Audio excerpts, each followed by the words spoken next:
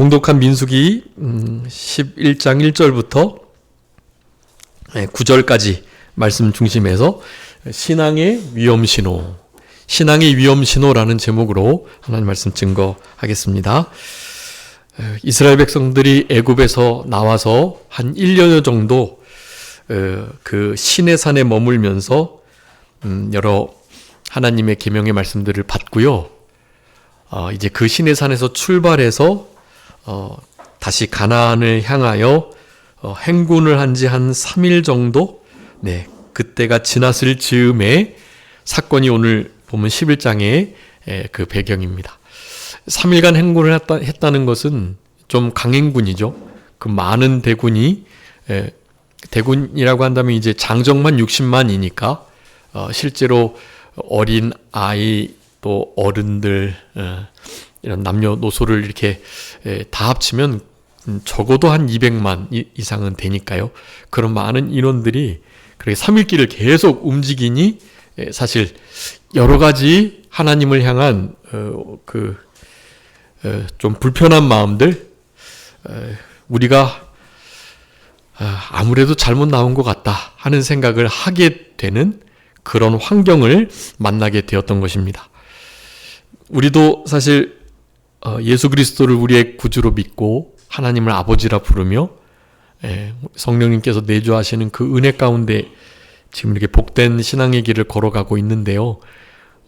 그러니까 우리도 지금 애굽에서 나와서 애굽의 종살이, 그것은 곧 우리 마귀, 죄, 사망, 지옥, 이 세상의 권세, 또 자기 자신의 여러 가지 부패성에 옥매어 있던 멍에로부터 벗어난 것을 가리키는 거고요. 그런 삶을 이제 살아내는 우리들의 그 삶의 여정 속에 고해와 같고 광야와 같은 그런 어려움을 늘 만나게 되는 것이 우리들입니다.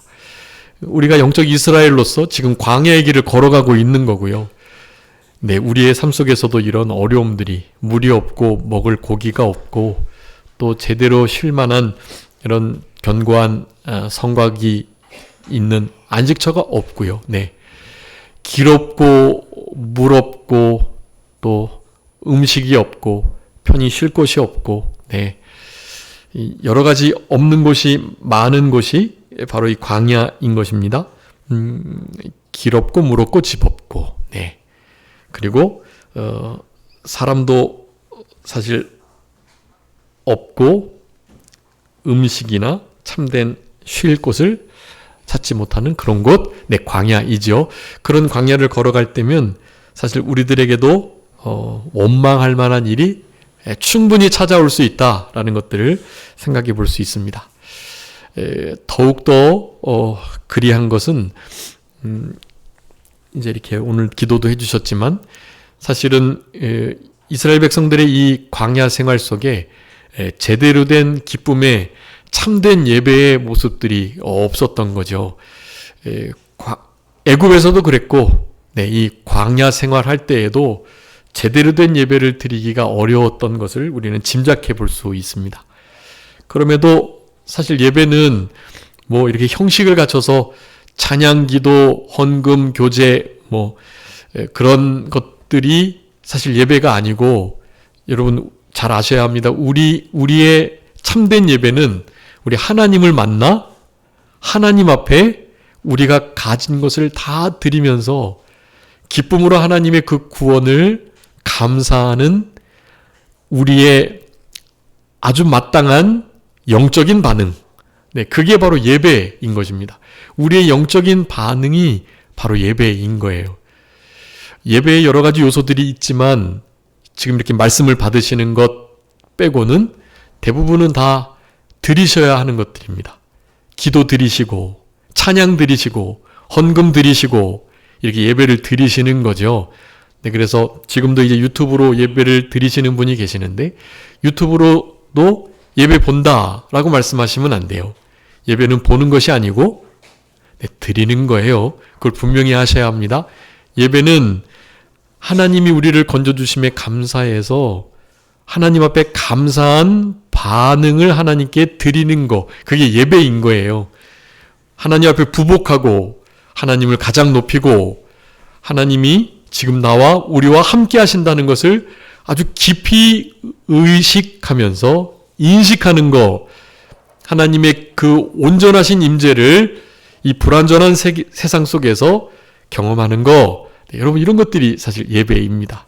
그런 면에서 구름 기둥과 불 기둥이 항상 있었고, 매일 아침 내리는 만나가 있었고, 가끔 메추라기도 주셨고, 또 따르는 반석인 예수 그리스도를 통하여 생명수를 마셨고, 옷이 헤어지지 아니하고 발이 부르지 않고 또 신발이 헤어지지 않는 그런 은혜를 경험하면서 그렇게 하나님의 그 모든 받은 은혜를 감사하면서 반응하는 거, 사실은 그 광야의 모든 길 자체가 사실 예배인 거입니다. 예배인 것이었어요. 그네들에게는. 종종 말씀드리지만 이렇게 예수원이라는 그 공동체에 가시면 꼭 거기 예수원에 들어가 계시면은 꼭 일을 하셔야 합니다. 일을 하는 텃밭에 이렇게 써 있다고 그래요.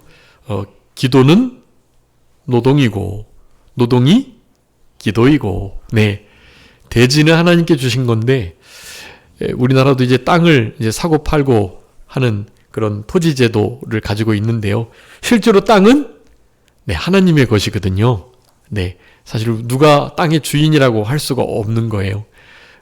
대지가 하나님의 것임을 인정하고 그 대지를 잘 보존하고 가꾸고 거기서부터 하나님께서 명령하신 대로 땅에 번성하고 충만하고 생육하고 정복하라고 말씀하셨던 그 말씀을 이루는 참된 하나님의 형상을 닮은 이들이 그 땅을 통하여 유익을 얻고 그 땅에서 땅을 디디고 살아가지만 하늘을 향한 하나님의 예배를 드리는 바로 그 장소 하는 모든 일들, 그게 다 예배인 것입니다. 그런 예배의 삶이 그렇게 생활 속에 아주 밀접하게 연결되어 있다는 것을 그렇게 표현한 거예요.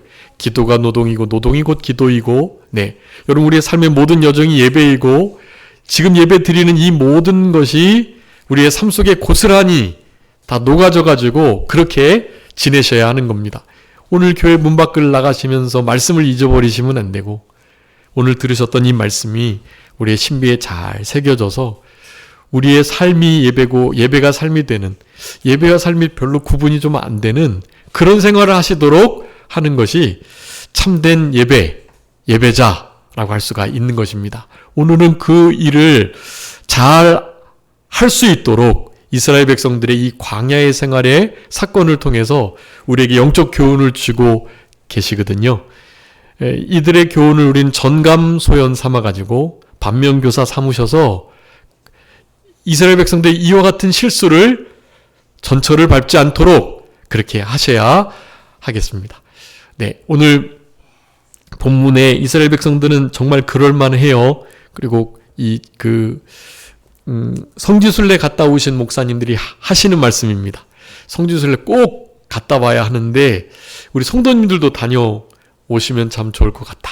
그런 말씀을 하면서 전에는 잘 몰랐는데 그 이스라엘 그 지역의 광야에 한번 이렇게 가보니까 그네들이 어떻게 3일 길을 걸어갔는지를 정말 이렇게 이해할 수 없고 진짜 나 같았으면 이틀길도 못 갔겠다. 이런 경험들을 말씀하신다고 하더라고요.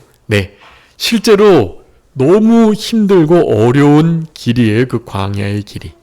우리가 생각하는 상상 이상의 그 과정이었다는 것을 우리가 생각해 볼 때 어떻게 그 하나님 앞에 만나 먹고 불기둥 구름기둥으로 늘 보호받으면서 그렇게 가는데 원망을 그렇게 많이 할 수 있지? 라는 생각을 우리 사실 쉽게 할 수 있는데요.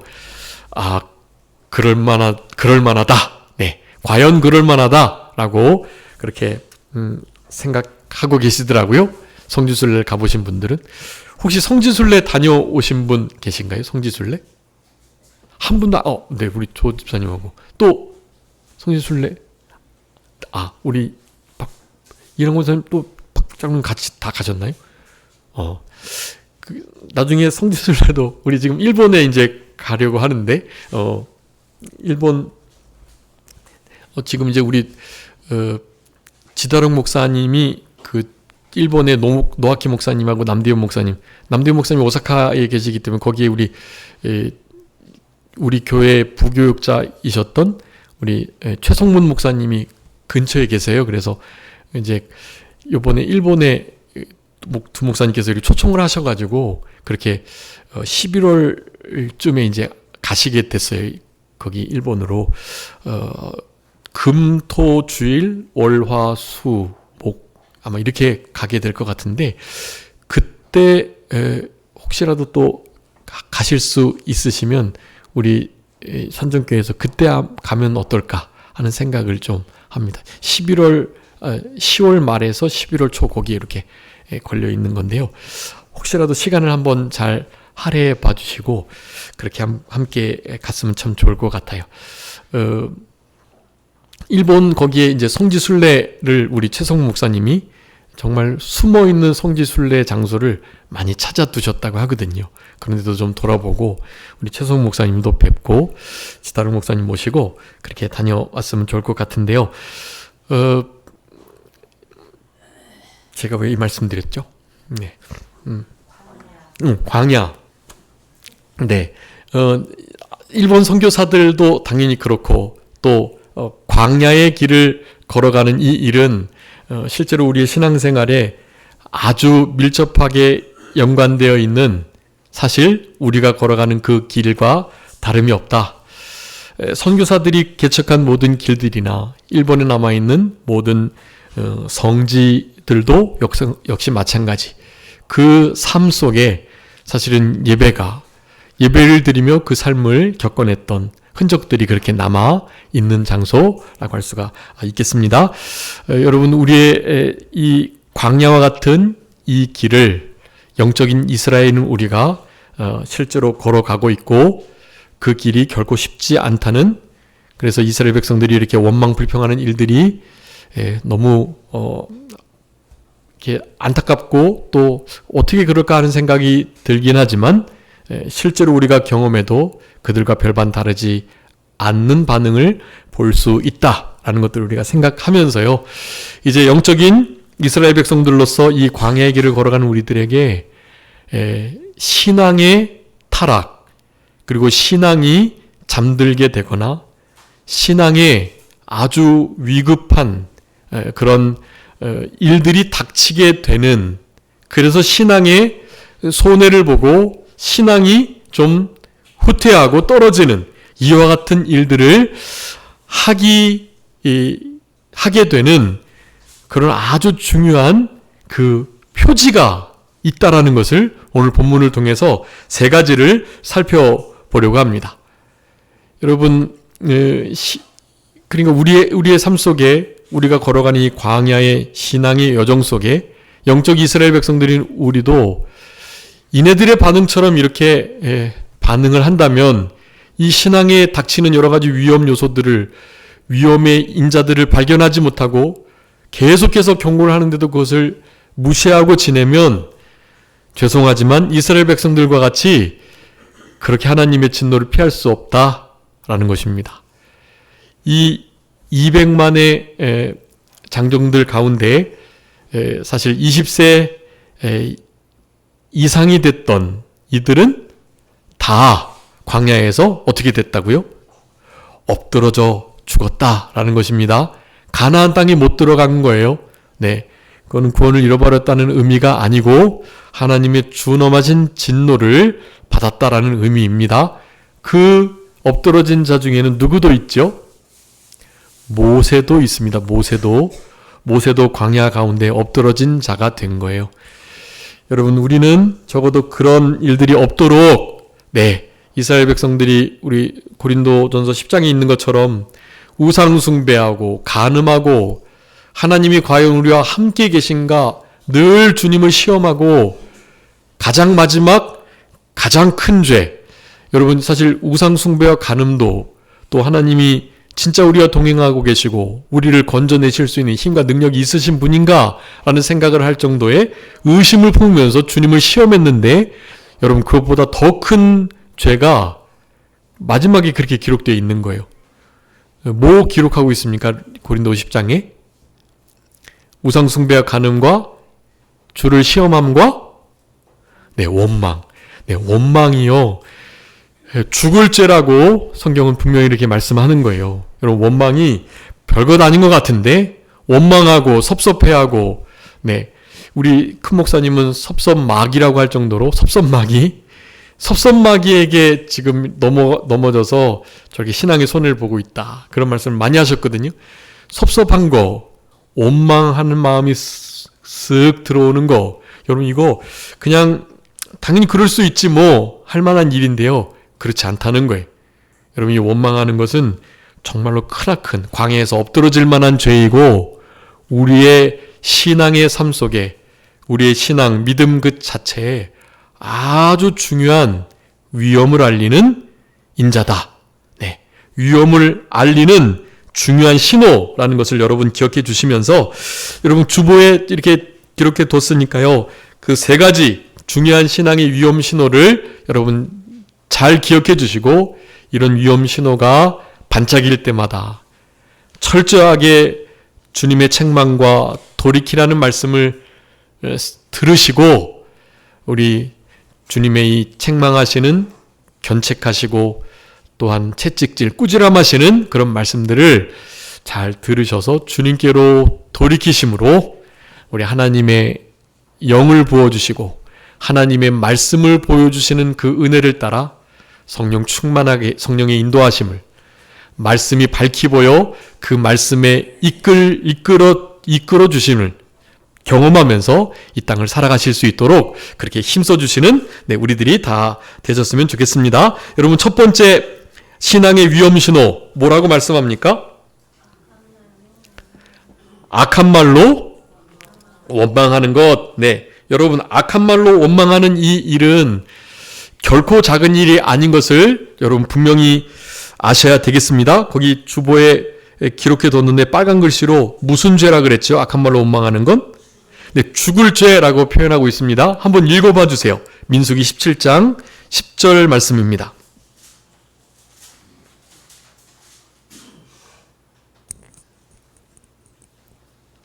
민수기 17장 10절. 또 모세에게 이르시되 아론의 지팡이는 증거궤 앞으로 도로 가져다가 거기 간직하여 반역한 자에 대한 표징이 되게 하여 그들로 내게 대한 원망을 그치고 죽지 않게 할지니라. 아멘.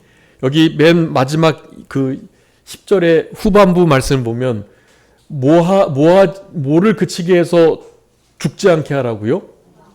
원망을 그쳐서, 원망을 그치도록 해가지고 뭐 하지 않게요? 죽지 않게 해라. 그럼 원망은 그냥 어쩌다가 그럴 수도 있고 자연스러운 우리의 마음의 반응이고 이렇게 생각을 하는데요, 여러분 그렇지 않다는 거예요. 여러분, 그 원망에 사실 명확한 그 원인과 이유가 있습니다. 우리 부패성으로 인해서 자연스럽게 나오는 것이라고 그냥 그렇게 별것 아닌 것으로 치부하시면 안 되는 죄예요, 이 원망은. 네, 이 원망을 이스라엘 백성들이 실제적으로 모세와 아론에게 했습니다.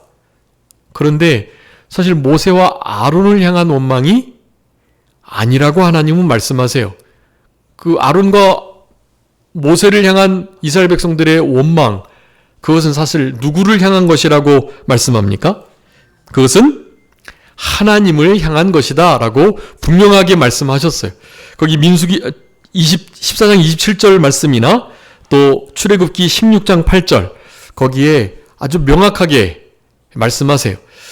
여러분, 이 원망은요, 처음 애굽에서 나와서 광야에 들어설 때부터 시작된 게 아니라 그 전부터 이 원망은 시작됐어요. 언제부터 원망이 시작됐죠? 모세가 아론과 함께 이스라엘 백성들을 애굽에서 건져내겠다고 바로 앞에 섰을 때 사실은 그때부터 시작된 거예요, 이 원망은. 네. 그래서 마지막 우리 민수기 21장에 민수기 21장의 것으로 거기에는 이제 우리 오늘 본문에서도 살펴보겠지만 이 만나를 이 먹지 못할 음식, 박한 음식, 네, 이건 이제 더 이상 음식도 아니야, 이런 식의 표현을 하는 자리에 이르게 되는 바로 그 자리에까지 최소한 12번을 원망을 합니다. 네. 너희들 우리 지금 여기서 잘 살고 있는데 왜 바로 앞에 가가지고 우리 나가야 된다는 말 하면서 우리 노동이 왜 더 고되도록 만들었어 하면서 저들의 마음 상함을 인해서 모세와 아론의 말을 듣지 않았다고 성경은 처음으로 그 원망의 태도를 그렇게 말씀하고 계세요. 네. 이 출애굽 그것이 이제 5장에 있던 그거고요. 그 이후로 애굽에서 나오자마자 어디를 만났죠? 추격 군대와 홍해를 만났잖아요. 출애굽기 5장부터 원망이 시작된 이후로 출애굽기 15장에서부터 이 광야 생활을 하면서 12번이나 원망하는 내용들이 나옵니다. 당연히 그 안에 하나님을 시험하고 그리고 우상 숭배하여 간음하는 죄도 지었죠. 그런데 그런 모든 것들보다 월등히 많은 죄를 원망하는 죄로 지었습니다. 여러분, 이 원망은 사실 우리의 상황에 대한, 그 상황을 만든 그 사람들의 실수에 대한, 잘못에 대한 사람들을 향한 원망이라고 우리가 흔히 생각하고 그렇게 여기기 쉽지만 말이죠. 그게 아니다는 것을 아셔야 해요. 이스라엘 백성들이 마지막 사사인 사무엘이 왕의 역할을 감당하고 있었는데 이스라엘 백성들이 무엇을 구했죠? 왕을 구했습니다. 왕을 구하는 죄를 더했다라고 표현해요. 왕이 있기를 이미 하나님께서 알고 계셨지만 이스라엘 백성들이 신정국가로서 당연히 하나님을 왕으로 섬기는 그래서 대리인들이 이를테면 하나님의 선견자나 선각자, 선지자 혹은 사사, 제사장들로서 하나님의 뜻을 나타내 주었죠. 하나님을 왕으로 모시는 나라의 이스라엘은. 그런데 그 주변 국가들은 다 왕정 제도가 있었잖아요. 그 제도를 본받아서 우리도 왕을 좀 세워달라라고 말한 거예요. 그 왕이 좀 이제 책임을 지고 전쟁도 치르고 그렇게 우리를 다스려야지. 하나님은 너무나 두렵고 무서워서 이 사람들을 세워서 우리를 좀 다스려달라는 요구를 하게 되는 것입니다. 그때 사무엘이 마음이 많이 상했어요.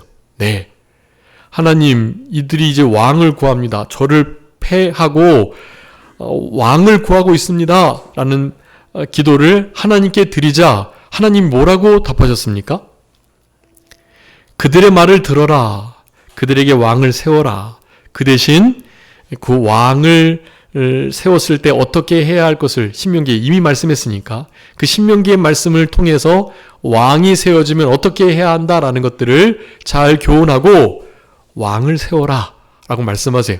그러면서 하신 말씀이 저들은 왕의 역할을 하는 선지자, 사사, 제사장이었던 사무엘 너를 버린 게 아니고 누구를 버렸다? 나를 버렸다. 진짜 왕된 나를 버린 거지 사무엘 너를 버린 것이 아니다라고 분명히 말씀하세요.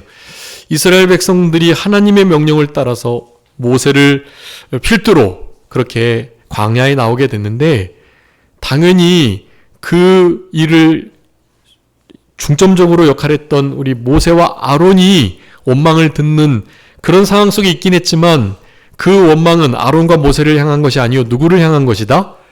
여호와 아버지 하나님을 향한 것이다 라는 것을 성경은 분명히 교훈하시는 거예요.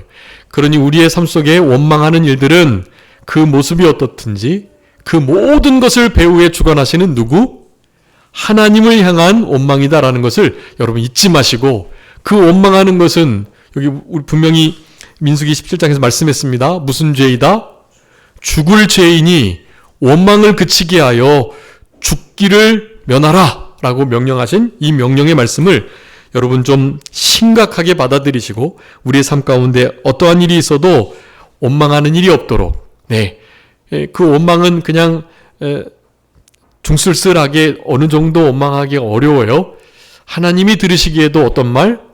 악한 말로 원망을 하게 되어 있는 것입니다. 결코 이런 말을 하지 않도록 그렇게 하셔야 되겠고 여러분 우리 하나님께서 모든 것을 주관하고 섭리하시는데 그 소요리문답 10울문에는 하나님의 섭리가 무엇인지를 물으면서 지극히 거룩하고 지혜로우신 우리 하나님의 권능으로 모든 것을 우리의 삶에 일어나는 모든 일들을 보존, 협력, 통치하는 거다라고 답을 하고 있어요.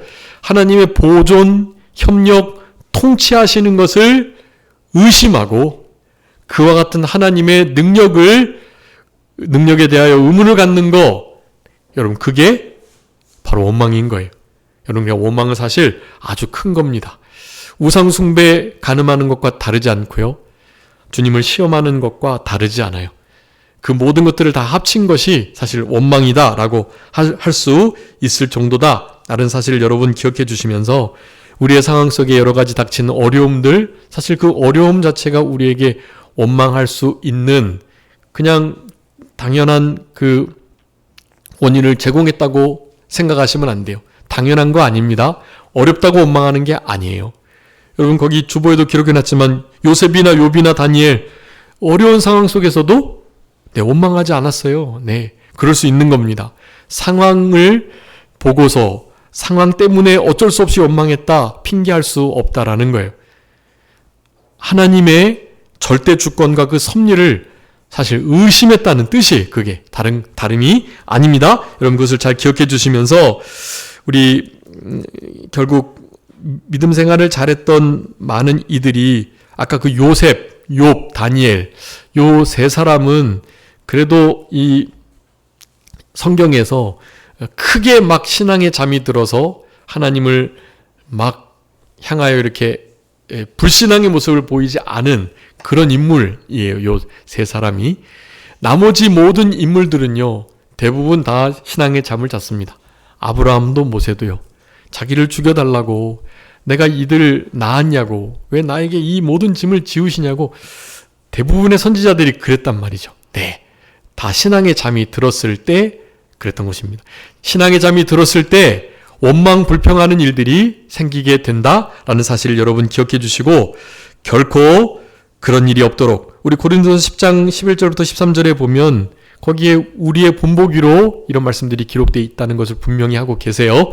그러니까 이 악을 즐겨했던 이스라엘 백성들의 그런 전철을 밟지 않도록 힘을 쓰시면서 게으르고 나태한 자리, 졸며 잠자는 자리, 병들어 죽은 것과 같은 자리, 슬프고 애통스럽고 고통했던 그 자리, 여러분 이런 자리로부터 일어나셔서 여호와의 빛이 우리의 머리 위에 임하셨으니 이제는 빛을 발하고 캄캄함이 만민을 덮고 어둠이 온 땅을 가리우는 이 세대 속에서 우리가 참된 진리의 빛을 이방의 빛으로 예수 그리스도의 빛을 잘 드러내시는 우리들의 남은 생애가 되었으면 참 좋겠습니다. 여러분 악한 말 결코 하나님께 들려지지 않도록 원망하는 일이 없어야 할 것입니다. 여러분 원망할 만한 일들이 쓱 생겨서 마음에 원망이 들어온다? 그것은 무슨 신호예요? 내 신앙에 크나큰 손해를 미칠 위험 신호다라는 것을 여러분 먼저 기억해 주시기 바랍니다. 그 민수기 14장 28절에 우리 하나님께서 너희들이 말하는 걸 내가 다 듣는다. 너희들이 하는 말을 따라서 내가 내 귀에 들린 대로 너희들에게 행해 주겠다. 그렇게 말씀했거든요. 우리를 죽게 하느냐? 매장지가 없어서 여기서 우리를 죽게 하느냐? 이런 말을 했으면 하나님이 어떻게 하신다고요? 그래? 그럼 너 거기서 매장 당해봐. 이렇게 하신다는 거예요.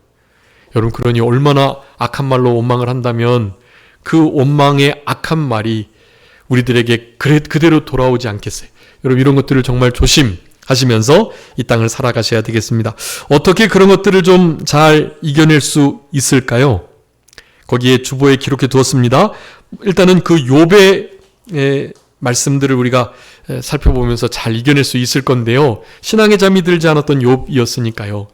물론 이제 뒤편에 하나님보다 자기를 더 의롭다고 여기거나 결국에는 그 주변 친구들이 하나님마저도 침묵하시니까 이제 사실 원망의 말을 하기는 했습니다. 그런데 막 초창기 딱 모든 것을 잃었을 때에 원망의 말로 하나님을 의심하고 그렇게 하나님의 마음을 아프게 하지 않았던 거 그것만으로도 아주 큰 일이거든요. 거기에 보면 욥이 세 가지의 태도를 가지고 신앙의 잠을 이겨내고 그렇게 승리할 수 있음을 볼 수 있습니다. 첫 번째는요, 자기의 처지가 어떤 처지인 줄 알았어요. 자녀들 10명 거두어 가고, 재산 거두어 가고, 아내 거두어 가고, 아내도 욕하고, 이렇게 죽으라고 말했죠. 저주하고, 하나님 이렇게 잘 섬겼는데 이게 뭐냐? 하나님을 경외하고, 악에서 떠나고, 정직한 마음으로 그렇게 의롭게 살아갔던 욥인데, 이렇게 할 수 있느냐, 하나님께서 과연. 이런 말을 하면서 아내가 옆을 지켜줘야 되는데, 아내가 그렇게 떠나버렸던 거예요. 다 잃은 겁니다. 모든 걸 다 잃었어요. 네. 심지어는 명예와 영광, 그렇게 순전했던 욥에 대한 그런 인격까지, 특별히 그 친구들, 이 세 친구들이 그렇게 공격을 한 거예요. 이 친구들도 잃은 거죠. 건강도 잃고, 네, 다 잃었습니다, 우리 욥은. 그런데 그렇게 형편없이 잃어버렸던 처지, 그런 것들이 있었던 내가 아니라 그것이 없었던 처지의 나가 원래 나였다라는 것을 우리 욥은 분명히 알았던 거예요. 우리 에스겔 읽어가시고 계시겠지만 우리는 사실 버려진 핏덩이와 같은 존재들입니다. 핏덩이라도 살라라고 말씀하셨잖아요. 누가 소금을 뿌려 깨끗하게 하지도 않고 탯줄을 끊지도 않고 강보에 싸지도 않고 그런 우리들인데 우리 주님께서 핏덩이 같은 우리들을 건져내셨던 거예요. 그런데 그런 우리가 성장한 몸을 가지고 음란방탕을 하니 하나님이 얼마나 가슴이 아프신 일이잖아요. 여러분, 우리는 핏덩이와 같은 자들로서 우리의 원처지가, 욥이 그렇게 고백하는 겁니다. 주신 분도 여호와시니 취하시는 분도 여호와신 게 당연하고 그분이 주셨으니 그분이 취하신다면 당연한 일이다 라는 것을 분명하게 인정했던 것입니다. 여러분, 이 욥의 신앙을 가질 때 여러분 원망할 만한 상황 속에서도 그 원망을 잘 이겨낼 수 있는 우리가 될 수 있다라는 것을 우리가 생각해 볼 수 있게 됩니다. 또 거기 보면 절대주권, 하나님의 마침내 복주시고자 하는 그와 같은 하나님이신 것을 우리 욥은 의심하지 않았다라는 것입니다. 여러분, 우리 주님이 취하고 거두시고 어떤 때는 아프게도 하고 상하게도 하시고 찢어지게도 하시는 거죠. 그런데 결국에는 어떻게 해주세요? 싸매주시고 낫게 해주시고 치료해주시고, 네, 그런 분이신 거잖아요. 여러분, 하나님이 절대주권, 마침내 복주시는 하나님이신 것을 어떠한 순간에도 의심하지 않도록 해야 할 것이고요.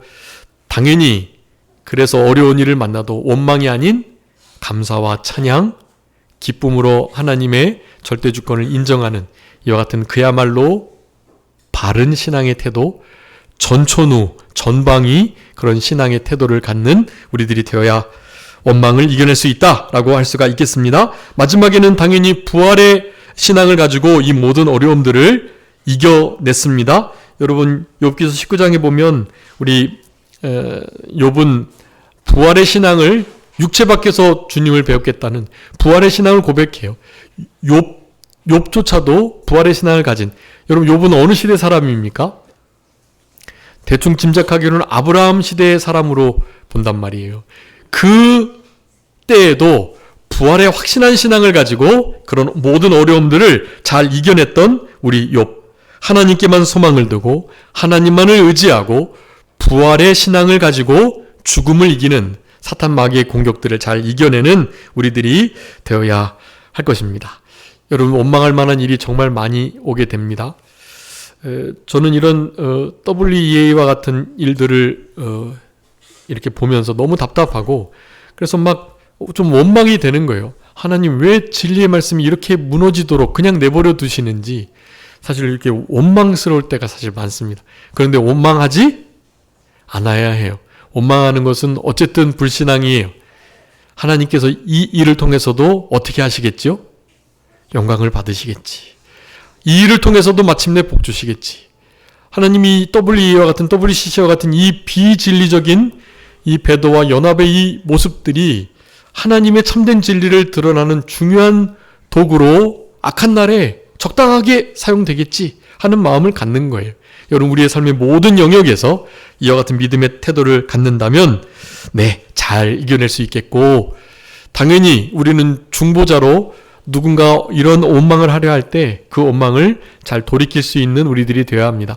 모세가 중보 기도를 하니까 하나님께서 그 끝에 불을 보내가지고 살라버리시는 일을 하셨는데요. 그 불을 하나님이 꺼주신 거예요. 여러분, 누군가가 이렇게 원망하고 또 그렇게 막 불평하고 낙심낭망할 때 여러분, 우리들이 그네들의 신앙을 바로잡아주는, 돌이켜 세워주는 그런 우리들의 신앙이 되셔야 되겠습니다. 여러분, 두 번째 신앙의 위험 신호는 무엇입니까?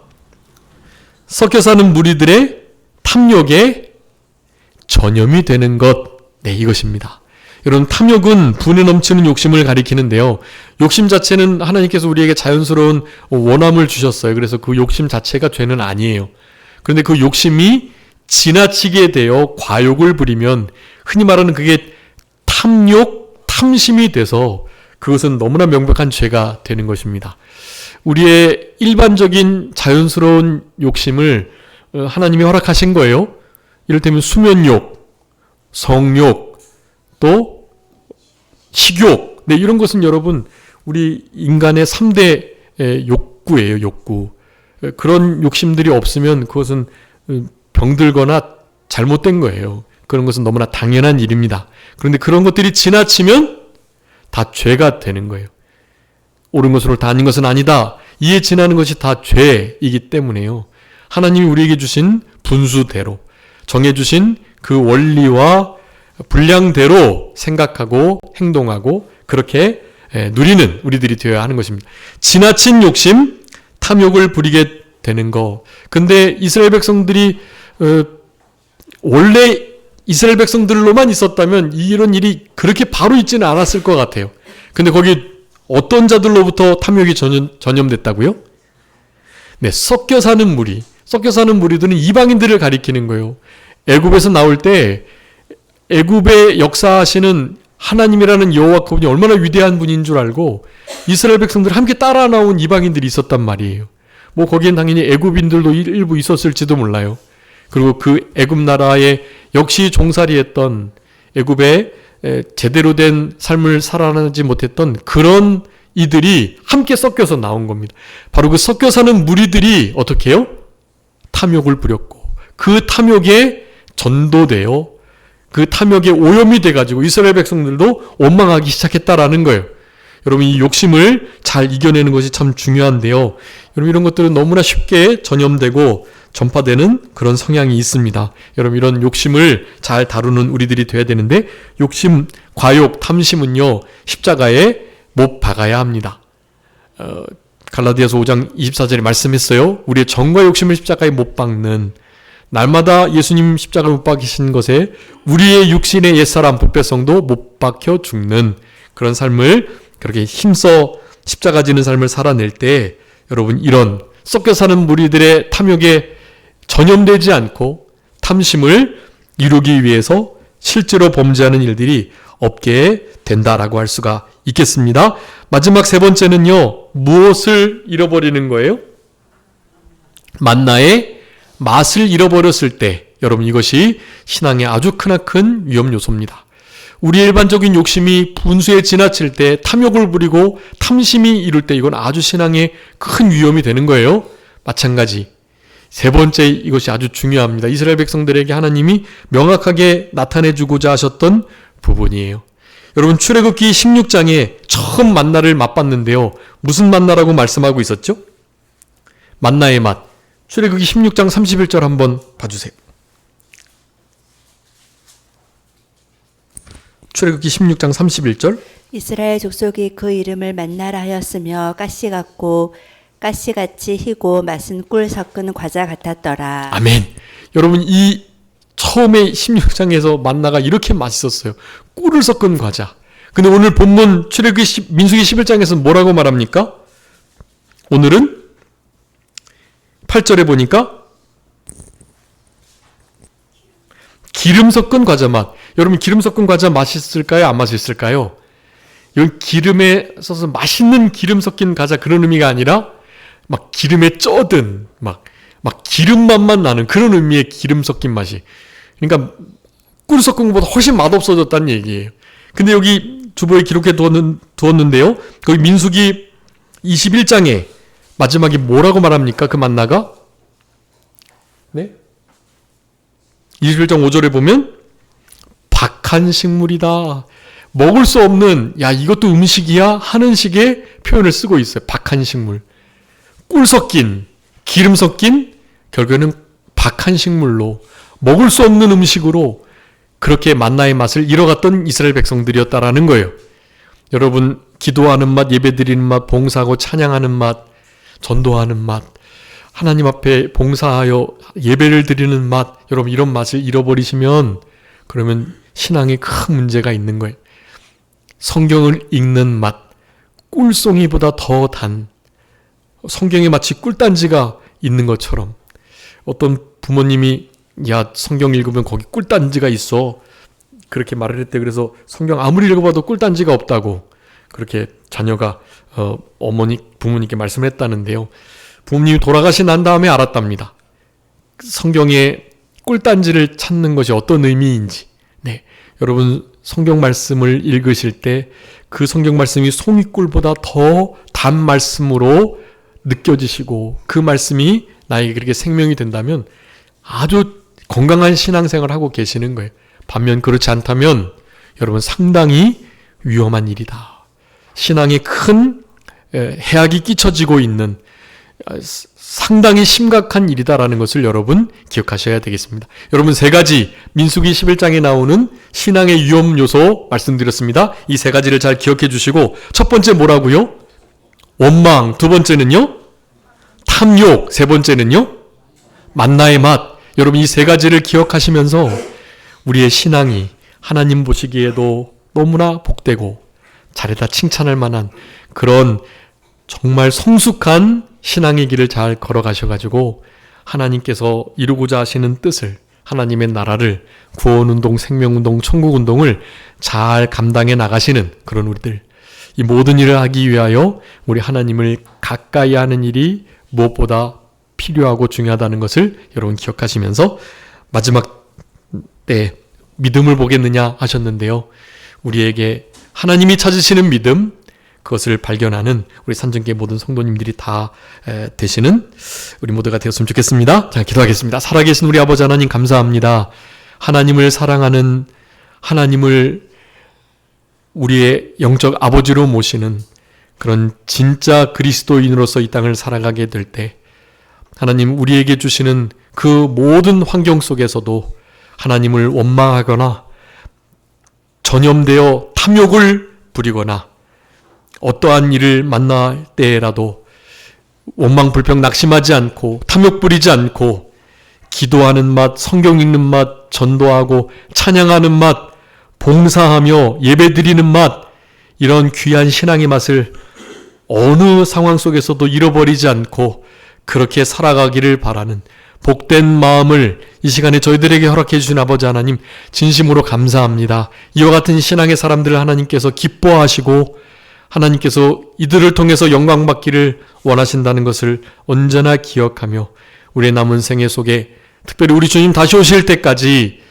하나님 앞에 우리의 신앙의 크나큰 위험한 표지들을 요소들을 이 모든 인자들을 그 신호들을 잘 분별해서 하나님이 기뻐하시는 영광스러운 신앙의 길을 끝까지 걸어갈 수 있는 우리들이 될 수 있도록 아버지 하나님 도와주시고 같이 하여 주옵소서. 남은 모든 주의 날도 하나님께 영광이 되게 해주시기를 간절히 바라옵고 그저 모든 것 주님께 의탁하오며 살아계신 예수 그리스도의 이름으로 기도 올리옵나이다. 아멘.